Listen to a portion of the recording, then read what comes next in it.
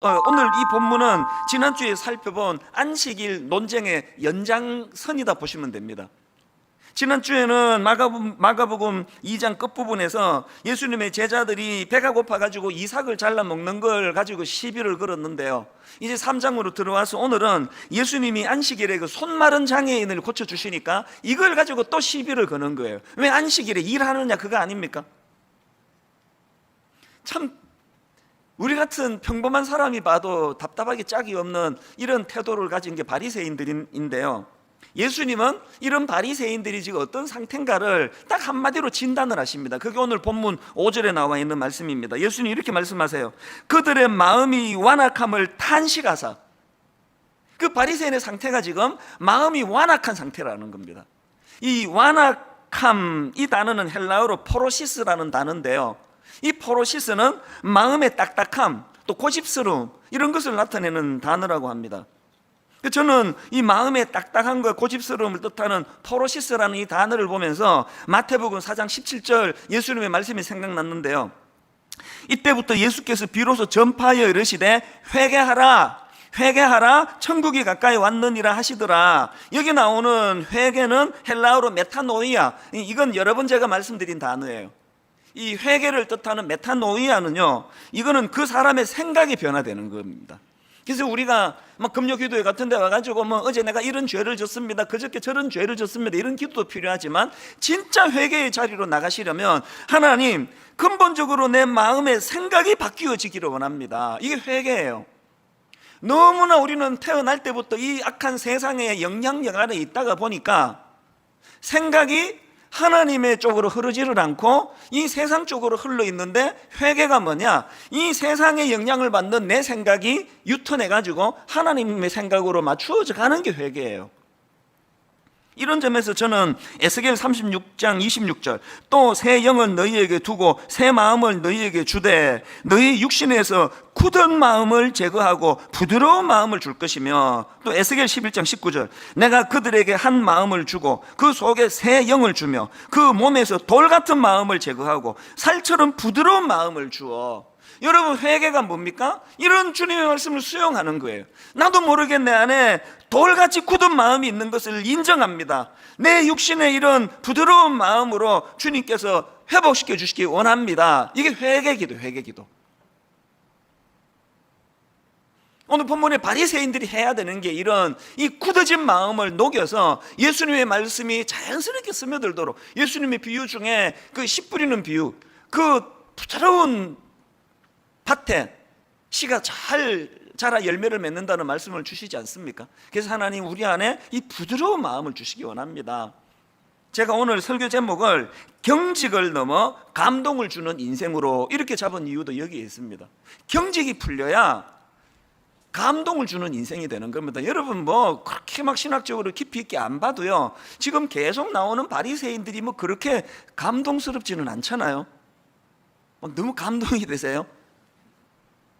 뭔지는 모르겠는데 이런 인간은 가까이 하면 피곤해, 그런 느낌이 확 드실 텐데요, 우리가 경직을 풀고 이 감동이 되는 그런 인생이 되면 좋겠다, 감동을 주는 인생이 되면 좋겠다. 그래서 저는 오늘 본문에서 발견되는 몇 가지 기도 제목을 이제 올여름에 저와 여러분이 함께 나눴으면 하는 마음으로 이제 오늘 본문을 제가 삼았는데, 자, 경직을 넘어 감동을 주는 인생이 되기 위해서는 첫 번째 기도 제목이 필요합니다. 그게 뭐냐?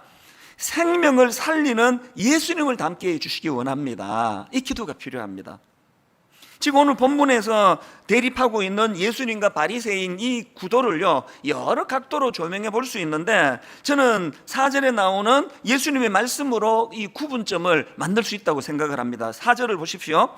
그들에게 이르시되 안식일에 선을 행하는 것과 악을 행하는 것, 생명을 구하는 것과 죽이는 것, 어느 것이 옳으냐 하시니. 지금 여러분이 예수님과 바리새인의 이 구도를 어떻게 분류할 수가 있다고요? 생명을 살리는 쪽, 생명을 죽이는 쪽, 이렇게 나눌 수 있다는 겁니다. 그런 관점으로 보니까요, 예수님은 지금 논쟁이 시작되는 2장 1절에서부터 여러분 몇 주 전에 우리가 살펴보지 않았습니까? 중풍병자를 고치는 것으로 이 논쟁이 시작이 되고요, 이 논쟁의 마지막 기록이 3장 6절에서는 3장 1절부터 6절까지에서는 그 한쪽 손 마른 사람의 장애인을 고쳐주는 것으로 말씀이 마무리가 되고 있다는 겁니다. 그런데 여기에 반해가지고 바리새인들은 뭐라고 옳은 소리를 해대도 결국은 그들의 맨 마지막의 결론은 3장 6절입니다. 바리새인들이 나가서 곧 헤롯 왕과 함께 어떻게 하여 예수를 죽일까 의논하니라. 아니, 결론이 예수를 죽일까 의논하니라로 맺어지는데 그 앞에 좋은 말들이 뭐 장로의 유전이 뭐 장로의 전통이 뭐 아무리 대단한들 무슨 소용이 있느냐고요. 오늘 여러분이 무슨 신앙 행위를 하고 무슨 종교 행위를 하고 오늘 분당 우리가 무슨 미사역으로 교회 이름을 떠들어댄다 하더라도 이 교회가 생명을 살리는 교회냐 죽이는 교회냐. 예전에 보면은 너무나 난폭한 교회들이 많았잖아요. 담임 목사 섬기지 않으면 저주를 받는다는 식으로. 뭐 아무리 뭐 교리를 갖다 대고 설교 잘하고 뭐 잘해도 결론이 그런 마인드를 가진 교회라면 그건 병들고 절대로 근처도 가면 안 되는 교회 아닙니까? 우리가 뭐 내뱉는 말이 얼마나 대단한 말이냐가 중요한 게 아니라 결론만 보면 알아요. 예수 믿는 여러분 때문에 주변 사람이 살아나고 있습니까? 예수 믿는 여러분이 가면은 막 시시비비는 잘 가리는데 막 여러분만 나타났다 하면은 분쟁이 일어나고 막 거기는 싸움이 일어나고 아무것도 아닌 일 가지고 막 원수 맺고 이런 나쁜 열매가 일어나고 있습니까? 점검하셔야 됩니다. 그리고 기도하셔야 돼요. 주님, 저희도 예수님처럼 생명을 살리는, 사람을 회복시키는 그런 크리스천들이 되게 해주시기 원합니다.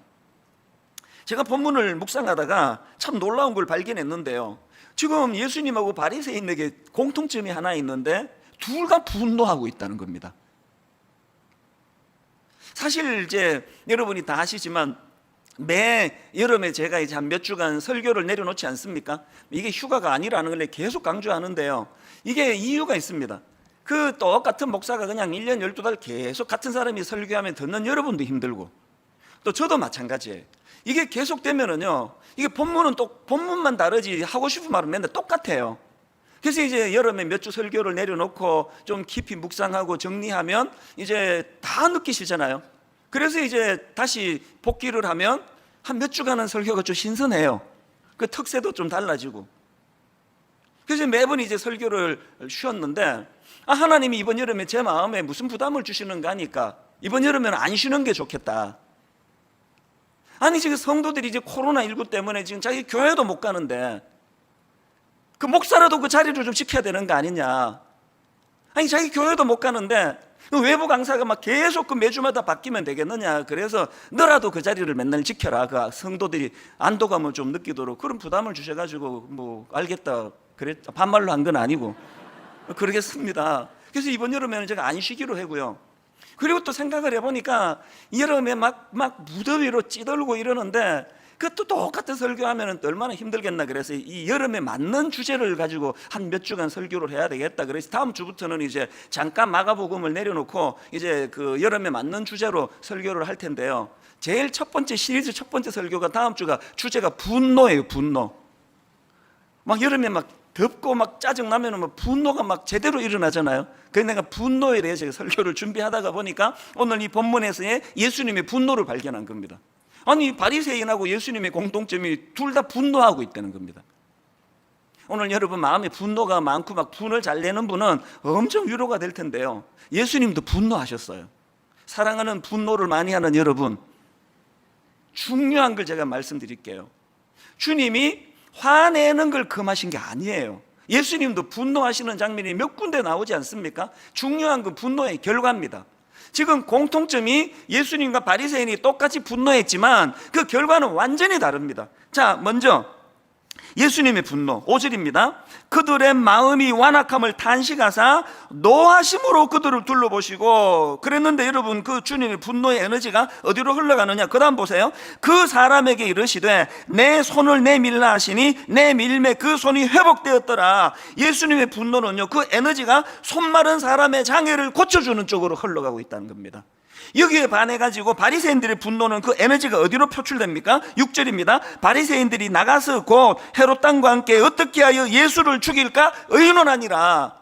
예수님과 바리새인이 겉으로 보기에 똑같은 분노를 드러냈지만 같은 거라 그러시면 안 됩니다. 예수님의 분노는 그것을 에너지 삼아 사람을 고쳐주고 살려주는 쪽으로 흘려보냈다면, 바리새인들의 분노는 어떻게 하면은 저 사람을 죽여버릴까, 그런 악한 에너지로 흘려보내더라는 겁니다. 여러분, 여러분의 분노는 어떤 열매를 맺고 있는지 돌아보시겠습니까? 분노해야 될 때 분노하지 않는 그게 악한 거예요. 분노 안 해야 되는데 분노하는 그게 또 악한 거예요. 열매를 보고 아는 거거든요. 저는 저와 여러분의 분노가 사람을 살리고, 저는 저와 여러분의 분노가 생명을 고쳐내는 에너지를 만들어내는 거룩한 분노가 되기를 바랍니다. 다윗의 거룩한 분노가 골리앗을 죽이고 민족을 살려내는 에너지가 되었다는 사실을 늘 마음의 기도 제목으로 삼으시기를 바랍니다. 그런가 하면 두 번째로요, 우리가 이렇게 경직을 넘어 감동을 주는 인생이 되기 위해 해야 될 기도가 하나 더 있습니다. 비난과 정죄가 난무하는 이 세상과는 좀 다르게 살게 해주시기 원합니다. 이 기도 맨날 해야 돼요. 오늘 우리 대한민국은요, 분노의 시대, 분노의 세상이기도 하지만 비난과 정죄가 난무하는 세상 아닙니까? 막 숨을 쉬기가 어려워요. 얼마나 비난과 정죄가 난무합니까? 마가복음 2장에도 보면은 막 비난과 정죄가 난무하는 걸 볼 수 있는데요. 자, 마가복음 2장 16절입니다. 바리새인의 서기관들이 예수께서 죄인 및 세리들과 함께 잡수시는 것을 보고 그의 제자들에게 이르되 어찌하여 세리 및 죄인들과 함께 먹는가? 또 18절, 요한의 제자들과 바리새인들이 금식하고 있는지라 사람들이 예수께 와서 말하되 요한의 제자들과 바리새인의 제자들은 금식하는데 어찌하여 당신의 제자들은 금식하지 아니하나이까? 또 2장 24절입니다. 바리새인들이 예수께 말하되 보시오, 저들이 어찌하여 안식일에 하지 못할 일을 하나이까? 지금 막 계속 지적질이에요. 막 계속 비난과 정죄가 난무하고 있습니다. 이게 딱 오늘 우리 이 시대를 이렇게 축약해 놓은 것 같지 않으세요? 저는 요즘 제 마음으로 되뇌이는 두 용어가 있습니다. 하나는 사스퍼그 신드롬이라는 이 용어를 묵상하고 있고요. 그런가 하면 또 하나는 에포케라는 용어예요. 이 사스퍼그 신드롬은 그 한상복 씨가 쓴 배려라는 책에 나오는 용어인데요. 원래 이 용어는 그 아스퍼거 신드롬, 아스퍼거 장애라고, 그 타인에 대해 이해하지 못하는 일종의 그 장애를 뜻하는 그런 용어가 이게 아스퍼거 신드롬인데, 여기서 이제 저자가 아스퍼거에다가 이제 사회, 이 소셜을 붙여가지고 소셜 아스퍼거를 축약해가지고 합성으로 만든 게 사스퍼거예요. 이 사스퍼거 신드롬이라는 거는 남을 배려할 줄 모르고 나눌 줄 모르고 또 자기 자신에게는 한없이 관대하고 또 타인에 대해서는 무자비할 정도로 그렇게 정죄하는 마음의 태도, 이걸 가지고 이제 사스퍼거라 그럽니다. 그래서 무례한 거예요. 그리고 그 우리나라 정치에 꼭 나오는 게 내로남불. 이건 뭐 여당도 야당도 뭐 너무나 공통점 아닙니까? 자기가 야당할 때, 자기가 여당할 때 정반대로 행동하는 정치가들 뭐. 그래서 참 이게 정치하는 분들 대부분 안 그런 분도 뭐 많겠지만 내로남불이에요. 이게 바로 이게 사스퍼그 증후군이라는 겁니다. 그 지하철 타다 보면은 이 사스퍼그 환자들 엄청 많습니다. 남을 막 조금 더 배려할 줄 모르는. 요즘은 또 이 건물 안에서 이게 담배 피는 게 이게 안 되다 보니까요. 막 길거리에 막 그 많은 사람이 지나다니는 데서 막 담배 연기를 붕붕 품어내는 사람들 보면 이게 사스퍼그 환자예요. 막 조금 더 남을 배려할 줄 모르는, 그 남의 마음을 헤아릴 줄 모르는, 이게 바로 오늘 본문의 바리새인들 아닙니까? 여러분, 소위 예수 잘 믿는다고 하는 사람들에게 이 영적인 사스퍼그 환자가 많다는 거 아십니까? 상대방의 마음을 전혀 헤아릴 줄 모르는. 그래서 제가 마음에 혹시라도 이게 목사 오래 하다가 보니까 내게 이런 사스퍼그 증후군이, 왜? 목사는 맨날 가르치려고 드니까. 뭐 맨날 네가 이거 고쳐야 돼? 이러면 안 돼? 막 이게 부목사님들에 대해서도 계속 이제 제가 그런 내가 이 사스퍼그 증후군 아닌가? 이걸 자꾸 되뇌이는 겁니다. 그런가 하면 요즘에 제가 되뇌이는 용어가 하나 더 있는데요. 그게 바로 에포케라는 용어입니다. 이 에포케는 우리말로 하면 판단 중지, 그런 뜻인데요. 이게 고대 그리스 철학에서 유래된 단어라고 합니다. 제가 맨 앞에서 언급했던 그 천년의 수업이라는 책에서도 이 에포케라는 이 용어가 나오는데 이게 굉장히 제가 의미 있게 읽은 부분이에요. 이 저자인 서울대 교수님이 학생들에게 계속 강조하는 게 있는데, 질문하고 살아라. 질문해야 된다. 뭐 가르쳐준다고 그대로 다 받으면 안 된다. 스스로 질문하고 스스로 판단하고 스스로 검증하는 시간을 많이 가지라고 강조하는데요, 더 중요한 게 뭔지 아세요? 그래서 이제 깨닫게 된 거예요. 누가 가르쳐준다고 막 맹목적으로 받지 않고 내가 질문하고 내가 판단하고 내가 또 연구하고 내가 자료를 뒤지고, 그래서 내가 이거는 진리 맞다라고 판단되는 그 순간 뭘 외쳐야 되느냐? 아포케를 외쳐야 된다는 거예요. 판단 중지. 왜 그래야 되는지 아십니까? 나는 이제 내 생각으로 이게 다 검증해서 이게 진리가 맞다라고 생각이 될 때, 나랑 생각이 다른 저 사람에 대해서는 판단 중지, 에포케를 외쳐야 된다는 겁니다. 그래서 에포케. 한번 따라해 보시겠습니까? 에포케. 오늘 예수 믿는 우리는 진리를 발견했기 때문에 우리가 이 시점에서 선포해야 되는 게 에포케예요. 판단 중지. 오늘 본문의 바리새인들이 놓친 게 바로 이거 아닙니까? 교회에서 계속 외쳐야 되는 용어가 이 에포케예요. 다락방에서 사람과 사람이 만날 때, 제가 우리 교회 젊은 목사님들을 대할 때 에포케. 판단을 중지하고 중립적으로 그 사람을 받아들여. 왜? 인간은 자꾸 그 사람을 선입견으로 대하기 때문에. 에포케. 자녀 교육에요, 부모들이 진짜 놓치기 쉬운 게 이거예요. 왜? 우리는 애들이 태어나 지금까지의 그 히스토리, 배경을 다 알기 때문에 선입견이 들어있습니다. 큰애는 정직한 애야. 얘는 뭘 말해도 나 다 믿을 수 있어. 그런 선입견이 자리를 잡아요. 둘째는 말이야, 요거 어릴 때부터 이제 말 돌리기 선수고, 얘는 뭘 해도 그때 자꾸 그 현실에 맞추어서 대답을 해. 이런 선입견이 있다 보니까요, 무슨 이야기를 하도 이 선입견을 가지고 판단해 버리는 거예요. 그래서 상처를 주는 거예요.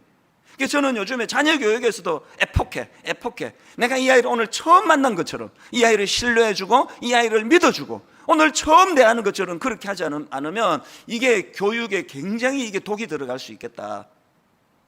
여러분, 오늘 우리가 하나님 앞에 이 비난이 난무하는 이 시대, 정죄가 난무하는 이 시대에 에포케, 아버지 저 판단을 유보하기 원합니다. 판단을 정지하기 원합니다. 아무리 이 사람에 대한 내 판단이 옳다 하더라도 하나님 앞에서 털릴 수 있다는 걸 인정하기 원합니다. 저는요, 한국의 모든 교회가 에포케의 은혜를 받는 순간 교회는 부흥이 될 줄로 믿습니다. 우리가 마음에 새겨야 될 이 에포케 정신, 요한복음 8장 10절 11절, 예수께서 일어나사 여자 외에 아무도 없는 것을 보시고 이르시되, 여자여 너를 고발하던 그들이 어디 있느냐? 너를 정죄한 자가 없느냐? 대답하되 주여 없나이다. 예수께서 이르시되 나도 너를 정죄하지 아니하노니. 에포케. 이 여자가 행한 일이 아무리 생각해도 이거는 객관적으로 잘못한 거라 할지라도 주님은 나도 너를 정죄하지 아니하노니, 그렇다고 흐지부지 넘어가지 않습니다. 가서 다시는 죄를 범하지 말라, 이런 기준을 갖고 계시는 예수님이지만 에포케의 정신이에요. 오늘 저와 여러분이 우리가 가까이 대하는 사람들에 대하여 판단 중지, 이 에포케의 정신이 회복되기를 주님 앞에 기도하는 저와 여러분 되시기를 바랍니다. 마지막 세 번째로요, 경직을 넘어 감동을 주는 인생이 되기 위해서 기도 제목 하나 더 있습니다. 예수님의 긍휼로 덧입는 인생 되게 주시옵소서. 우리 그 기도를 드려야 됩니다. 하재성 교수님이 쓴 긍휼, 예수님의 심장, 이런 제목의 책이 있는데요, 이 책에서 내 재밌는 부분을 발견했습니다. 이 저자가 주장하는 게 예수님도 혈액형이 있다는 겁니다. 이게 예수님도 인간의 육신을 입고 세상에 오셨으니까 우리랑 같은 그 혈액형이 있을 거 아닙니까? 그래서 제가 퀴즈를 내보려는데요, 예수님의 혈액형은 A형일까요? B형일까요? AB형일까요? O형일까요? 또 뭐가 있죠? 예수님의 혈액형은 혹시 아세요? 맞추는 분 제가 내일 식사 대접해 드릴게요. 예수님의 혈액형이 C형이래요. 왜 예수님의 혈액형이 C형인가 하니까, 예수님은 이 C의 약자가 뭐냐? 컴패션, 긍휼로 똘똘 뭉쳐진 분이기 때문에 예수님은 C형이래요. 누가 맞출까 봐 빨리 대답한 거예요. 그거 듣고 보니까 너무 일리가 있는 겁니다. 예수님은 존재 자체가 긍휼, 그 컴패션으로 덧입어 계시기 때문에 우리가 그 기도를 드려야 되는 거예요. 그리고 헨리 나우엔이 쓴 긍휼이라는 책에 보니까요, 그 단어의 어원을 맨 먼저 어원부터 설명합니다. 이 긍휼을 뜻하는 컴패션은 라틴어 파티하고 구움이라는 단어에서 파생된 단어라는데요, 무슨 뜻이냐? 함께 고통받다예요. 컴패션은 아이고 불쌍하네, 이게 아니에요. 그 사람의 아픔을 내가 함께 아픔을 느끼는 겁니다. 이게 십자가 아닙니까? 제가 이런 점에서 거두절미하고요, 이 컴패션이 우리가 회복해야 될 예수님의 긍휼이 무엇을 의미하는지를 한 가지 이야기만 드리면 금방 아실 겁니다. 요즘에 저는 이제 새벽에 이 만보 걷기, 그래서 거의 한 일주일에 한 3, 4일은 한 만보 전후로 제가 걷거든요. 저는 요즘이 너무 좋은 사람이에요. 저는 사계절 중에 여름에는 열대야도 있고 습도가 많아 짜증도 나고 무기력하고 그렇다는데, 저는 개인적으로 여름이 제일 좋은 사람이에요. 두 가지 때문에. 수박하고 여름 새벽 때문에. 저는 수박이 있는 한 여름이 너무 좋아요. 그리고 이 여름 아침은요, 상상을 초월합니다. 우선 일찍 해가 뜨고, 새벽에 한 3시 좀 넘어 일어나가지고 이제 한 2시간 묵상을 하고 말씀을 막 머릿속에 집어넣고, 새벽 한 5시에서 6시 사이에 저는 이제 무장해가지고 걷는데 꼭 챙기는 게 스마트폰이에요. 그래서 이제 말씀을 가지고 묵상한 걸 가지고 묵상도 하고, 또 여러 목사님들의 설교도 듣고, 또 교수님들의 강의도 듣고, 요즘은요 막 좋은 강의가 막 넘쳐납니다. 그래서 이 여름이 난 너무 좋아요. 겨울 되면 그거 못 하거든요. 저는 또 토요일 날 저녁에, 이 주일에는 아침 7시 예배를 하기 때문에 그거 산책을 못 하잖아요. 7시 예배인데 어떻게 걷습니까? 그러면 토요일 날 월요일 새벽에 너무 기다려져요. 내일 새벽에 또 내가 이제 말씀을 들으면서 이제 걷게 되는 거. 거의 한 10,000보씩 아침에 걷는데요, 최근에 있었던 일이에요. 그래서 이제 어느 목사님의 설교를 이제 이어폰으로 꽂고 들으면서 걷다가 또 빠르게 걷거든요. 빨리 걷다가 어느 한 대목에서 이렇게 표현하기가 좀 어려운, 마음에 이렇게 훅 하는 감동이 몰려오는 그런 순간이 있었는데요, 이 목사님이 이제 그 설교를 하시면서 무슨 예화를 드시는가 하니까 이게 미국에서 있었던 일이랍니다. 미국의 그 어느 목사님이 하와이의 교회에 이제 초청을 받았나 봅니다. 이제 부흥회 같은 거 하러 가셨겠죠. 미국도 시차가 있잖아요. 본토하고 또 이 하와이는 시간차가 많이 나가지고요, 이 목사님이 이제 새벽에 시차 때문에 깬 거예요. 겪어본 다 아시지만요, 시차 때문에 깬 거는 다시 잠들 약이 없습니다. 그래서 이제 이분이 새벽에 딱 깨셔가지고 더 이상 못 주무시니까 또 배가 출출해가지고 이제 호텔을 나와가지고 인근에 식당을 뒤진 거예요. 그게 어떤 허름한 식당을 발견해서 이제 들어갔는데요, 그 식당이 나중에 알고 보니까 이 거리의 여인들이 이제 그 시간에 출출할 때 한 새벽 서너 시에 꼭 식사하러 오는 그런 식당이래요. 이 목사님이 이제 그걸 주문하고 기다리는데 이제 거리에 여인들이 들어오는 거예요. 그래서 이게 내가 이 식당을 잘못 골랐구나 그런 생각을 하는데, 바로 요 뒤에 앉은 여자들이 이제 대화를 나누는데요, 어떤 여인이 이런 말을 하더래요. 나 내일 39번째 생일이다. 그랬더니 그래서 생일 파티 해달라는 거야? 그 얘기 왜 하는데? 그게 우리하고 농담하는 방식이 좀 비슷한 것 같아요.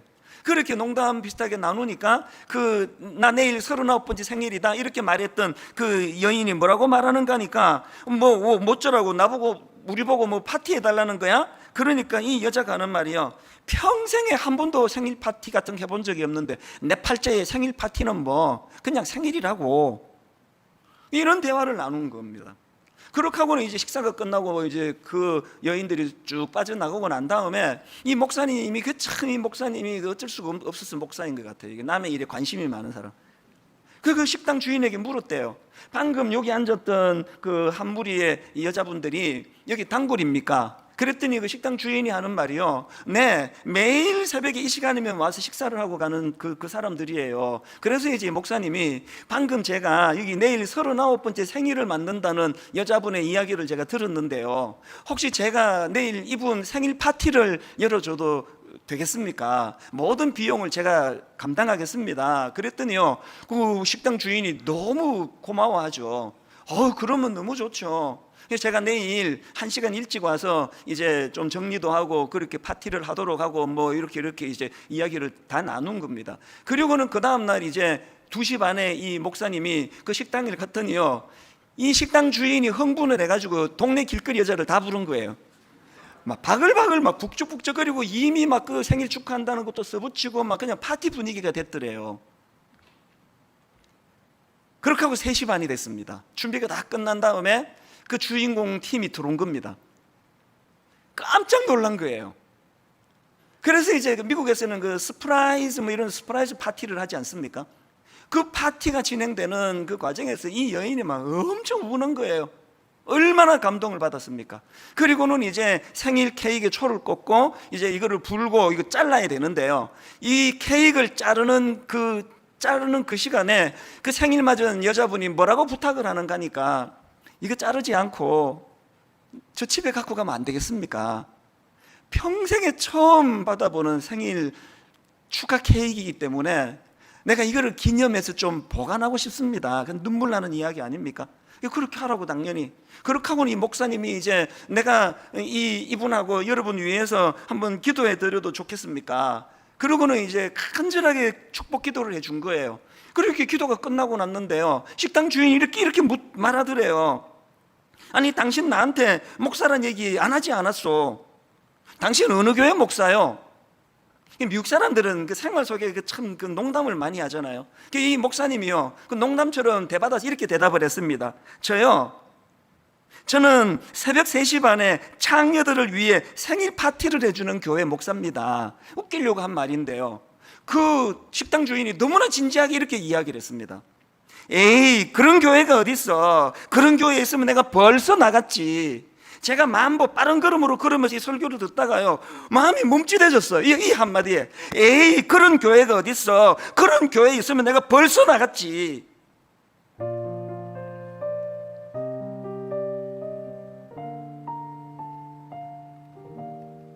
세상 사람들이 교회를 안 나와요. 에이, 그런 교회가 어딨어? 말만 갖고 떠드는 것들이 모인 데가 교회지. 에이, 그런 교회가 어딨어? 그런 교회에 있으면 내 벌써 그 교회 나갔지. 오늘 교회가 정말 세상과는 다른 사람들이 모여, 저는 여러분들이 하나님 앞에서, 세상 사람들 앞에서 어떤 평가를 받는 사람인지 참 궁금합니다. 혹시 여러분 이 중에 예수 믿고 막 지혜가 넘쳐나가지고 막 끼일 때 안 끼일 때 그냥 심판관 노릇하면서 이건 말이야, 이게 잘못됐고 이건 네가 잘못됐고 이렇게 지적질 잘하는 그런 분이 계세요? 막 마음이 뿌듯하세요? 나는 늘 내가 이런 평가를 잘해주는 사람이라서. 그게 바로 바리새인이에요. 그게 혹시 여러분 주변 사람들에게요, 저 사람 말이야, 그 교회 다닌다는데 뭐 우리랑 다를 게 하나도 없는데 하나 이상한 게 있어. 저 사람은 우리에게 감동을 줘. 뭐가 다른지도 잘 모르겠는데 저 사람은 우리에게 감동을 줘. 왜 그런지 아시죠? 생명을 살리는 예수님을 닮았기 때문에요. 비난과 정죄가 난무하는 세상에서 이런 세상과는 좀 다른 삶을 살려고 애쓰기 때문이에요. 무엇보다도 예수님의 긍휼로 덧입은 인생은 감동을 줍니다. 아까 그 설교에서 예를 드는 그 미국 목사님처럼요. 우리 이 3가지를 늘 주님 앞에 기도하면서, 하나님, 정말 하나님, 내가 가진 지식을 자랑하는 크리스찬이 아니라 이 삭막하고 메마른 세상에 감동을 주는 그런 그리스도인이 되기를 원합니다.